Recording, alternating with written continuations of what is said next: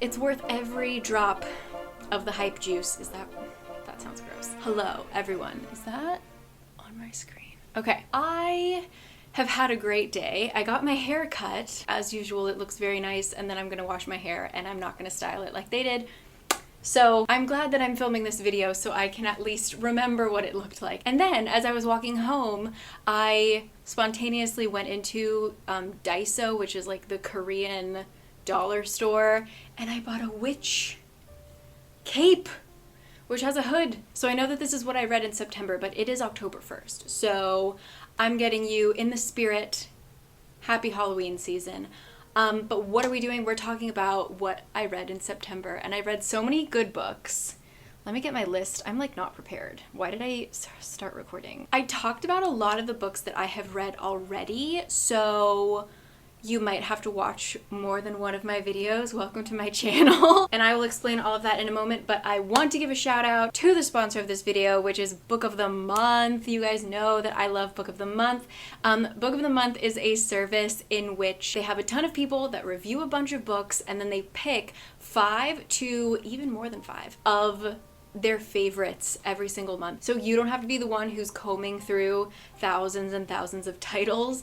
They do the work for you, narrow it down, and then you get to choose one or more every month. So for your first month, your first hardcover book is $9.99, but Book of the Month has a feature of add-ons where you can add on up to 2 books in a month. Sometimes you just can't choose. Sometimes 1, 2, 3 of the choices sound really good. You can add those on. You can cancel at any time. There's no penalty or anything like that. All the books are hardcover, which is rad. They're usually new releases. It's cool. It's great. I love them. They delivered me my favorite book of last month. Please be outside.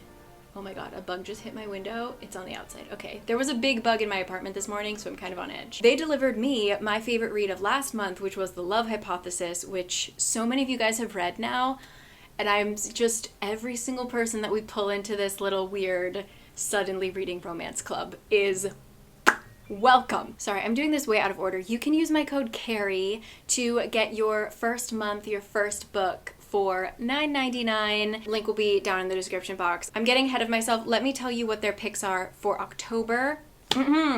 We have Everything We Didn't Say. This sounds very much like, oh, who writes Gone Girl? This girl, when she was 19, had a very horrible murder happen in her hometown, and her brother was the main suspect. And then we flash forward in time, and she is an adult, and she's returning to town to finish some business, but also try to solve this murder because it never sat right with her. And yeah, it feels very much like, is it Sharp Objects or Dark Places? I don't know. But if you're into the thriller, there you go. Next up is The Perishing, and I can't even tell you what it's about any better than the first sentence of the inside cover, which I'll read to you. A black immortal in 1930s Los Angeles seeks to recover the memory of her past. Oh my god. This is next on my list. I'm so excited for it. Yes, wow. Next up, of course, is Colson Whitehead, his next novel, which is Harlem Shuffle, which takes place in Harlem, and it follows a man who is kind of seen as like this stand-up, doing everything perfectly, you know, following the law kind of man, leader of the community, but he has this kind of hidden side where he does a lot of like under the table deals, and he's struggling to kind of keep those separate, being this really stand-up man and then having to, in order to survive, do these kind of shadier deals. His writing is always fantastic. An October choice. This is a big boy. This is The Lincoln Highway, which takes place in the 1950s. This guy who just got out of jail, and he decides that he's gonna pick up his little brother, and instead of living in Nebraska where they live, they're gonna go to California. But something happens to those plans, and they end up going the other direction towards New York. And that seems like the smallest of their problems. So, The Lincoln Highway. Next up, I did not know that this was gonna be in the box. So when I opened the box and I saw this, I was pumped. This is Apples Never Fall by Leanne Moriarty, who wrote Big Little Lies and 9 Perfect Strangers. But this is another one of her amazing little thrillers. It is about a married couple. They retire and they're gonna go live their great life, and the wife disappears. And so it's up to the kids to figure out what happened, and it's probably crazy, twisty, turny because it's Leanne Moriarty. I love her work, so I'm excited to read this. There's so many books this month. Next is The Book of Magic by the Alice Hoffman. Most people know her from writing Practical Magic. So she's just got magic vibes down. This is another case of witches, and there is a spell, and there is a lot of lives hanging by a little thread, and this family of witches and daughters of this family who were never really allowed to be witches, they all have to get together and save the world, which we love. So October reads. Excited for that one too. So those were most of the books. I'm going to tell you about the book that I chose this month. And again, you can use my code CARI, get your first book, $9.99. Don't forget about the add-ons if you want more than one of these books this month. Okay, let's talk about the book that I chose. I chose The Hex, which I actually had on hold in the library. So when I saw that this was going to be in the box, I was stoked. Perfect vibes for Halloween.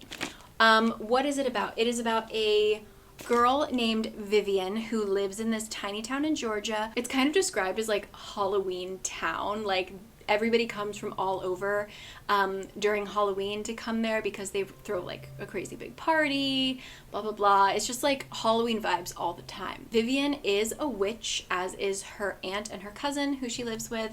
And the story starts when she's actually 19. And this is the first... Yeah, okay, it says it in the cover. This isn't a spoiler. When she's 19, she gets her heart broken by this Welsh exchange student. She is so sad that she very jokingly is like, I just curse you. I want to put a curse on you. And oops, it worked. And so when said Welsh study abroad guy has to come back 9 years later, he realizes that he's cursed and everything is screwed up, and it just gets even more screwed up. And I loved the premise. The actual execution, I think I just set this up way too high. It was a little insta-lovey. I liked it for the vibes. I wish the plot was a lot stronger. I think I was just so excited because I was suddenly really into contemporary romance and like rom-coms. And this one just fell a little bit flat for me. Just didn't hit me. It missed. This one missed, unfortunately. I didn't hate it. It just didn't stand up to the other books that I had read, which I am now going to talk about. So speaking of romantic comedies, I actually made another video about the 2 romantic comedies that I read this month, which were The Spanish Love Deception and Red, White, and Royal Blue. So if you want to hear my thoughts on those, I will link it down below or up here. Long story short, Red, White, and Royal Blue. It's worth the hype. It's worth every drop of the hype juice. That sounds gross. It's worth it. It was excellent. It was so funny. I was cackling. I already want to read it again. The Spanish Love Deception was a ride. I enjoyed it, but I also had a lot of problems with it. If you want to know more of my thoughts, please watch the video. We also talk about the love hypothesis, which I'm making you all read. It's required. So there you go. And then 3 other books that I talked about in my other video. I made a video about fantasy duologies. And I talked about Wrath and Dawn, which is a duology that is actually a retelling of 1001 Nights, which I enjoyed. I feel like it's not talked about as much, and it wasn't my absolute favorite, but I did really enjoy it. It was a quick read. It had everything that I kind of liked in it. It's enemies to lovers. What more is there to say? And then the other one that I'm not going to talk about is This Savage Song, which I definitely enjoyed. And if you want to know more of my thoughts about those, please watch the video linked below and above, because we've got a lot more to talk about and this video is already getting long. So am I going to read Our Dark Duet, the sequel to This Savage Song? Yes. I will update you hopefully next month. It's on my list. So now let's talk about the books I haven't talked about yet. Here we go. So we're finally going to talk about this book. This book, I thought it was going to end my life. I'm being dramatic, but I was so mad to find out that this was not the ending of a series that I thought it was. It was the middle book in a trilogy. So I'm talking about the Hawthorne Legacy, and I'm so glad to know that it wasn't just me. This is the sequel to the Inheritance games, which everyone on BookTube thought was a duology, but I am sure that she said it herself, Jennifer Lynn Barnes. This was supposed to be a duology, and it's not. What is it about? So Inheritance games is about this girl. It's very much like Knives Out, if you have seen that movie, and if you haven't, I highly recommend. It's about a girl who basically gets summoned to this absolute stranger's house to read this grandfather's will, and she gets left all of his money, like billions of dollars. He's like a mega rich man. And she doesn't know him. And the family is like, what the hell? What is going on? The only stipulation in the will is that she has to live in the family house, the family like manor, for 1 year. And then she gets to keep the money and do whatever the hell she wants. Her and the 4 grandsons that are all kind of her age, trying to find out what this is, because their grandfather has always taught them that like everything is a game. You know, they were always left clues. There's like secret rooms all over the house, that kind of story. I very much enjoyed the first one. The second one is a continuation, Hawthorne Legacy, which I enjoyed significantly less, but I have absolute faith that I'm gonna like the third one. Basically, this felt very much like it was gonna be a shorter, more concise book, and then she decided to make it she or whoever decided to make it a trilogy, so she's stretching out what should have been in 1 book into 2 books. So I thought it was a little too long. I thought it was a little too boring. I do not understand the love interest when it is, I mean, comment what side you're on down below. No spoilers, please. I question her so much. I question her so much with her choices. It was painful to read it and have it not end as I thought it was going to. So that's the Hawthorne Legacy. I highly recommend that you read the series, but I almost, like, knowing my style, I wish I had waited until the third one was closer to coming out, because now I have to wait a whole nother year, and I hate that so much. So that is the Hawthorne Legacy. Speaking of legacy, I actually didn't realize that I read 2 books with legacy in the title. I read The Last Legacy by Adrienne Young, who wrote a duology that I love so much called Fable. And if you have read Fable, you know that specifically the sequel takes place in this particular town. I believe it's called Bastion. Did I make that up? I don't know. And we meet one particular character. The Last Legacy involves that character. So it's a side character. So we're still in the same world. It has nothing to do with Fable or Namesake. You don't need to know anything about it. Nothing at all. You can dive right into The Last Legacy. It's a standalone. Wish that this wasn't a standalone. I wish that this was a duology.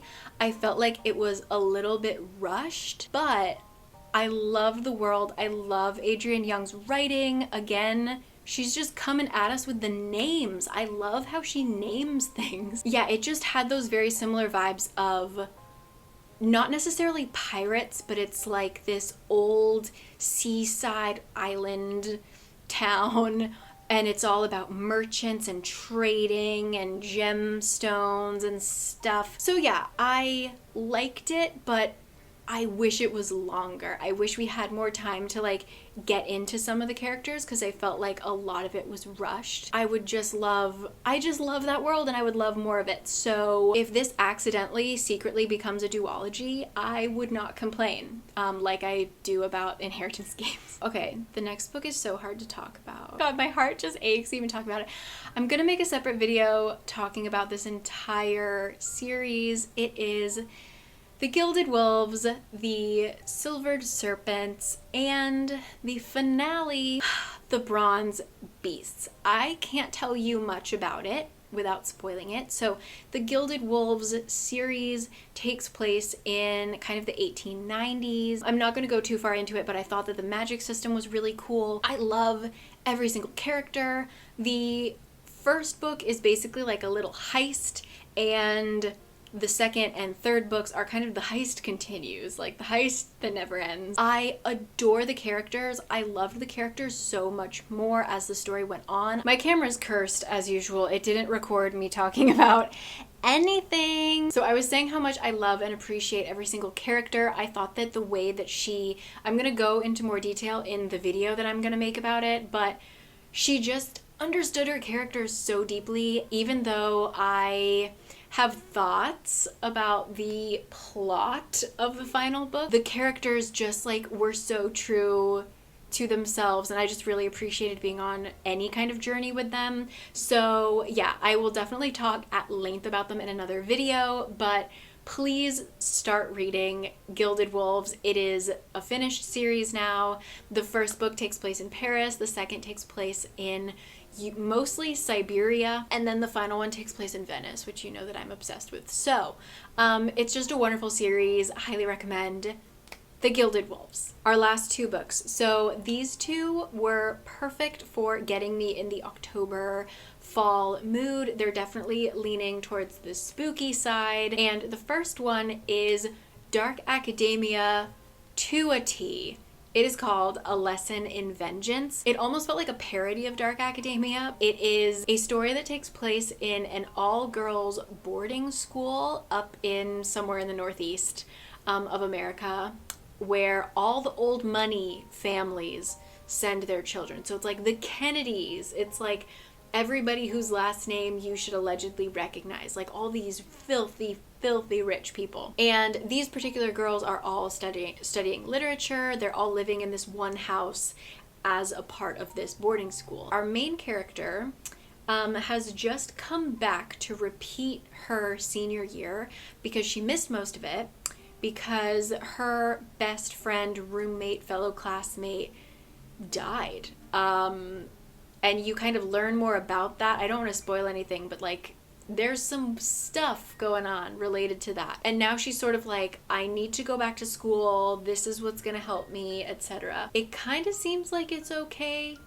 until it's not. It involves a lot of witchcraft, a lot of maybe the house is haunted. It's just creepy, very eerie. Things go missing, things go bump in the night all the time, sort of thing. If you can push past the absolute just snobbiness that is Dark Academia, like they sit around and they read poetry to each other and they wear designer clothes because they're super rich, that kind of thing. If you can get over that, the vibes are there. It feels very creepy. Again, there's witches stuff. It's a little predictable, but I'll give it a pass just because it ticked the box that I was hoping it would tick, which was give me Dark Academia. And it did. If you are looking for a very quick read that is a little creepy, it's a sapphic witch story, if that entices you even more. It was fine. Just try not to be annoyed as I was with all of the just wealth, basically. That was A Lesson in Vengeance. And the final book that I read, which I actually really enjoyed and I finished it like 2 days ago, it is Small Favors. And this is by the same author that wrote A House of Salt and Sorrows, which I've talked about before as a YA fantasy that is a standalone, and it is dark. And I think that's her theme, is that she goes a little bit further than other, especially young adult authors would when it comes to creepy level and like just darkness level. So Small Favors was where I saw it. I saw it on some list of like creepy October books. It was compared to The Village by M. Night Shyamalan.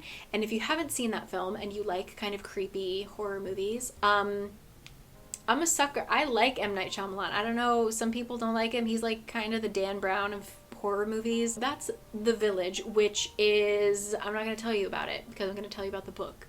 Small Favors takes place in a village, we think probably in the 1800s. They're never specific, but it feels very 1800s-y. It's a village kind of in the middle of what I pictured as like Appalachia, so like eastern the United States. It's a very, very small village. They're all really dependent on each other. Like each person has a role. One person, you know, grows the corn and one person runs the bar and it's quite religious. They have a very strict set of commandments, the way that they like decide things. They have like this voting system, all this stuff. I thoroughly enjoyed the vibes, but they are surrounded by the woods, and these woods, since the founding of this town, is full of monsters.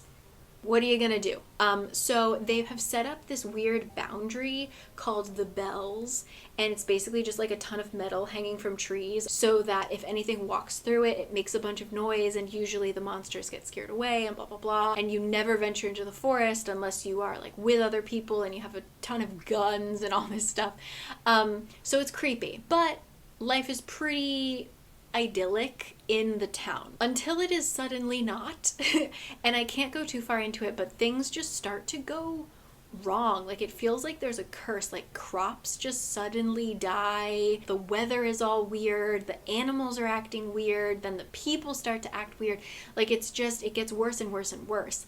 And our main girl is kind of just witness to it all, and she kind of sees her world crumbling around her, and she tries to hold it together as best she can for her sisters and her twin brother and her mother and father who she lives with. If you read it, it's creepy, right?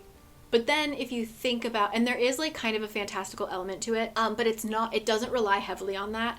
It didn't feel super fantasy. It felt like very real life. If you read it and then you think back to how this could be applied to modern day, it's even more disturbing because we're kind of watching, I feel like we've been watching this unfold in so many different ways all over the world for, forever, really. But it's just very apparent, I think, in the past century, maybe. So it was just, it's such an old-timey story with this small fantasy element to it, but it's so timely and so realistic.